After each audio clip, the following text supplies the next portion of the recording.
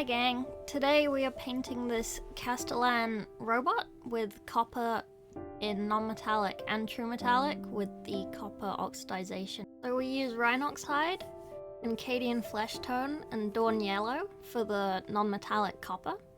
So if you want to grab some little globs to put on your wet palette, or you don't have to use a wet palette, but I do.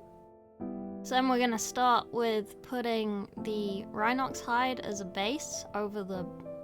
after you've primed your mini. Of course you've primed your mini.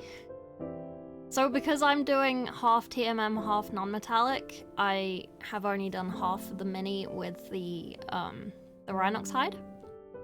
And then we're going to start looking where the light is reflecting, and we're going to sketch on the reflections with the Cadian Fleshtone.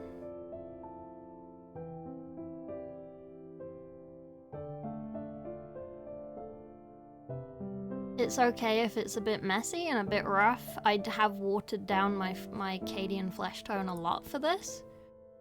So I just try to see where the lighting from my lamp is hitting and holding the mini at the angle at which I want the light to play with. Now here I'm just wet blending to get the right gradients down for the blends. I'm just using Rhinox and the Fleshtone. I tend to only use 2 paints when I'm blending things. I don't particularly enjoy using more.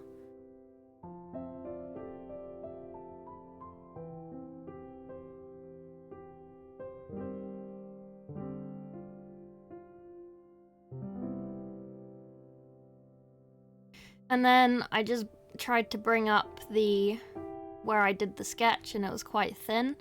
I just did a few more layers of Fleshtone just to bring it up a bit brighter. And then obviously do the head, go down the legs. For the head, because it's a curved surface, I tend to sort of do a sort of U shape and try and sort of keep all of it wet so I can get the best, longest blend rather than just doing like a little bit at a time.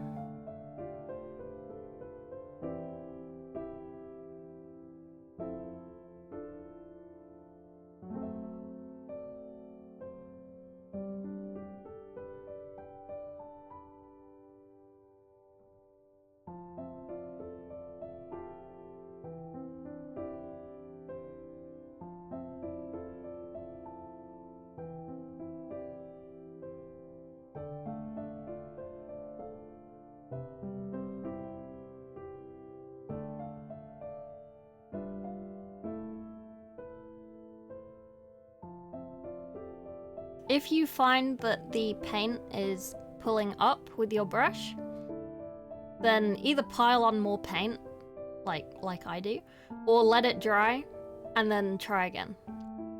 If you just keep adding water to the drying paint, it'll just peel up and take off what you've done. So I kind of gave the head a break here and I went down to the knee. I kind of pulled the sketch down a bit, so it was more along the line of the armor rather than just at the top.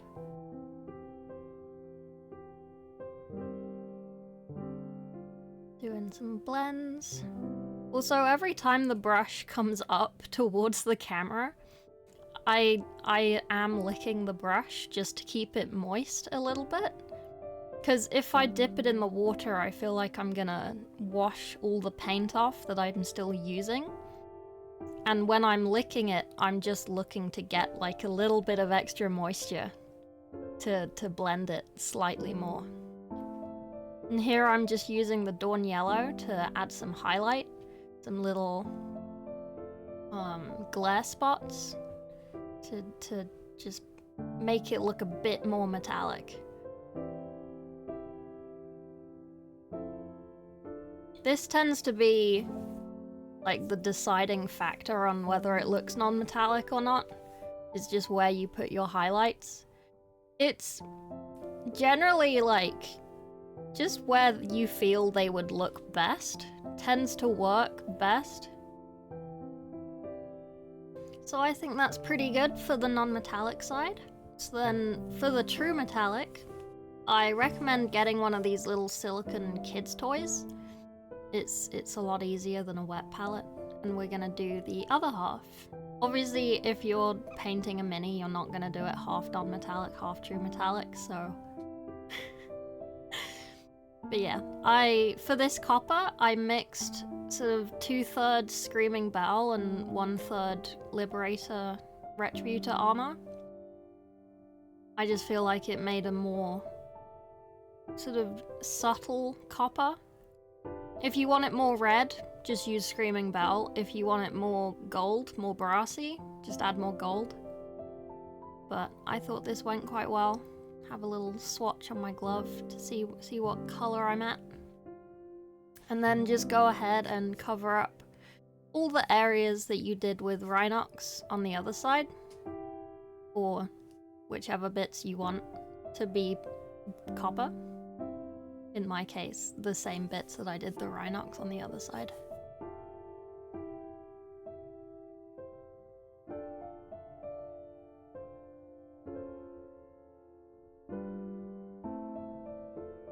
Yeah, his legs fell off. Whoops.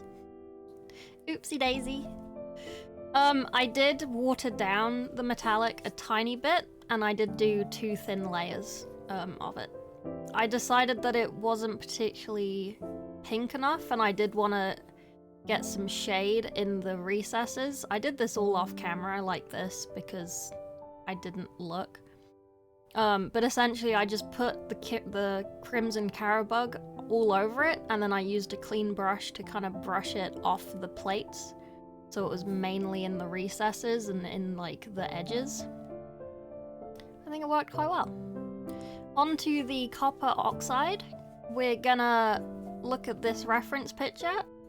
For this I picked Imrik Blue Dry Brush, Nighthaunt Gloom Technical, Aedari Emerald Contrast, and Drakenhof Nightshade Shade. I think they work quite well to get the colours we're going for. You don't have to use these exact paints, but here I started with stippling on the pale blue. I just used this big fluffy brush to get it on where I wanted the main splotches to be.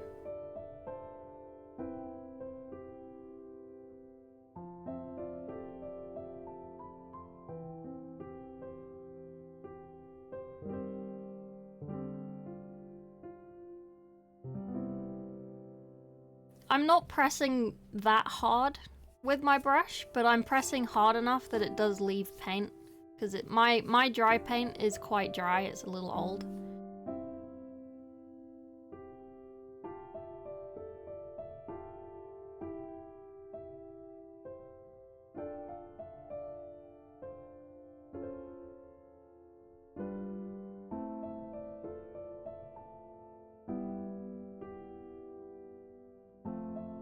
And here I'm using the Nighthaunt Glow. I think this is a really good paint for copper. It's a really good sort of dulled down teal. So I put this in all of the edges, all of the little gaps where I wanted it to be. I think it worked really well. I used this on both sides, so you can see it again on the non-metallic later.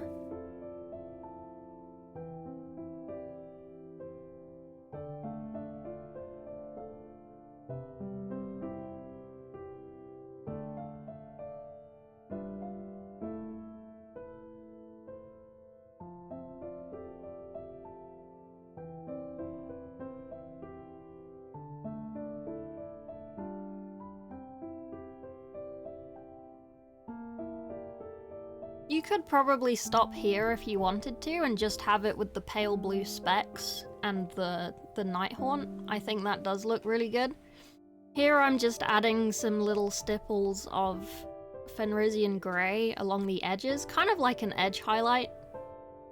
And then I put some also on top of some of the bigger stippled areas just to add some texture.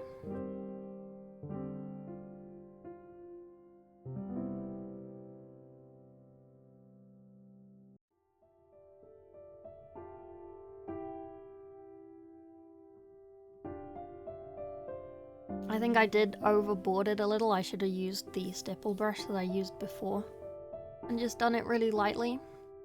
But with the contrast that I used after this, I think it did help tone it down and like blend it in again. It does look very bright on the camera. It's a lot less, like, it's a lot more subtle in real life.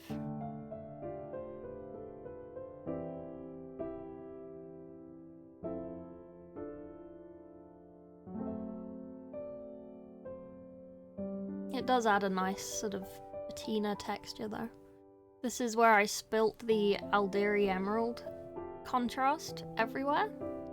But it's fine. It's fine. Because now we can use the little spots.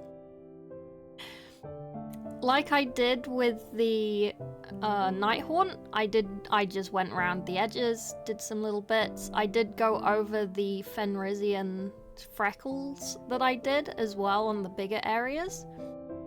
And then I just patted away the excess with my thumb, just so that it would like... So I didn't have to blend it out so much, because I didn't want that like smooth transition. But just so I had the colour sticking to some of the paint.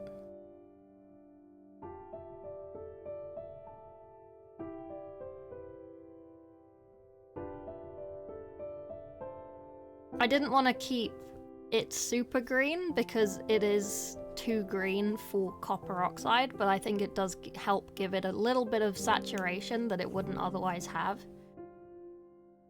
Oops. Pretend that didn't happen. And then this is the Drakenhof Nightshade. This is quite a nice dark green, kind of like a dark greeny blue. I used this to just, once again, put it in the edges. When I am putting in the edges, I'm not being particularly careful. Just because when you do look at things that are oxidized, they are very built up in the crevices with like various layers of color and sort of up the sides a bit. So I'll do a little zoom in picture at the end. You can see what I mean.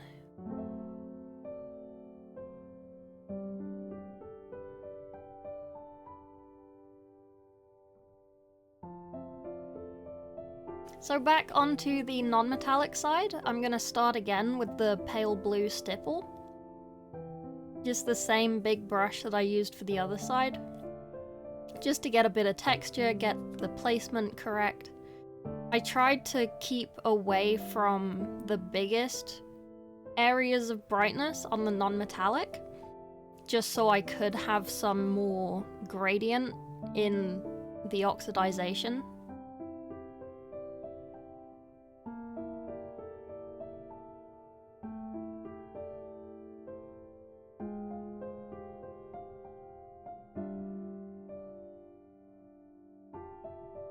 I didn't want to completely mirror from the true metallic side, so I did kind of change the locations of them a little bit.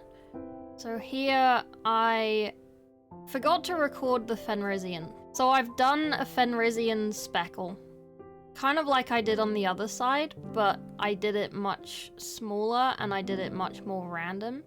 And then with this is with the Aedari Emerald. I'm just sort of speckling it over the top of the Fenrisian and kind of around it, keeping some of the Fen a lot brighter where the bright patches are in the non-metallic, just so it can go from that dark to light.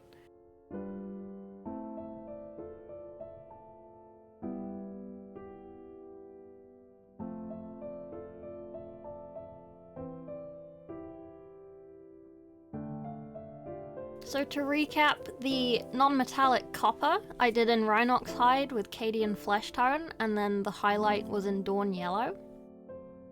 And then for the true metallic on this side, I used Screaming Bell and Retributor armor. You could highlight this with a silver or a brighter gold. And then I used the Carabug Crimson just to do some shade in the recesses. And then for the oxidization, I would recommend a pale blue dry brush, but if you can't do that, any pale blue would be fine, just as like a little base to stipple. Nighthaunt Gloom, play of the game, pretty good. Aedari Emerald, Drakenhof, Nightshade were real big helps. You could probably skip the Emerald and just have the Drakenhof and the Nighthaunt, but it's up to you. So I think this turned out quite well. If you have anything else that you want me to go over or like show how to do, let me know in the comments or on Instagram. And yeah, like and subscribe. Thank you.